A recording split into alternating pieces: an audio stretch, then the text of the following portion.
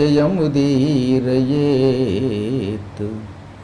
యమధర్మరాజు గారికి ఒక నియమం ఉందట, ఎవరైనా గురుభక్తితో ఉంటే అటువంటి వాళ్ళకి సాధ్యమైనంత వరకు నరకం రాకుండా చూస్తాడు ఆయన.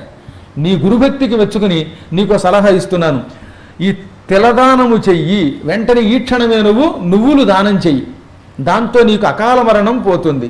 తర్వాత ఏం చేస్తావు, తిలభక్షి పాపంబులు చందవు పుణ్యకర్తృత్వంబు బుద్ధిగోరు. ఒక 5 కేజీల నువ్వులు శనివారం నాడు దానం చెయ్యి, ఒక 1/2 కేజీ నువ్వులు నానబెట్టి అందులో బెల్లం కలిపి చిమ్మిలి తయారు చెయ్యి. ఆ నువ్వుల్ని విడిచిపెట్టకుండా, చిమ్మిలి వెంటనే పాడవదు, 3 రోజుల్లో నువ్వే తినేయి. 3 రోజుల్లో ఒక 1/2 కేజీ నువ్వులు ముద్ద చేసి తిను.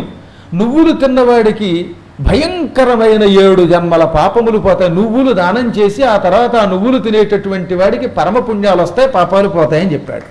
మనం విడిగా ఒక 1/2 కేజీ నువ్వులు తెచ్చుకొని వాటిని నవగ్రహాలకి నివేదన చేసి దాన్ని ముద్ద చేసి ఆ ముద్దలో కొంచెం బెల్లం కలిపి ఆ పదార్థాన్ని 3 రోజులు విడవకుండా తింటే ఇక వాడి కడుపులో ఏ పాపం ఉన్నా పోతుంది, వాడికి చెడ్డ పనులు చెయ్యాలనే కోరిక ఉండదు, అటువంటి వాడు యమదర్శనం చెయ్యడు. ఇది నేను లోకానికి ఇస్తున్న అభయము అన్నాడు. ఇది మహాభారతం చెబుతోంది. అంటే నువ్వులు తిన్నవాడికి నరకం రాదని చెప్పారు. ఇప్పుడు ఎంత గొప్ప విషయం ఇది! ఇలాంటి విషయాన్ని మర్చిపోయి నువ్వులంటే హడిలిపోతే ఎలాగా? అంత అద్భుతమైనది నువ్వుల యొక్క భక్షణ, దానము కూడా, రెండూ కూడా గొప్పవే అని చెప్పారు.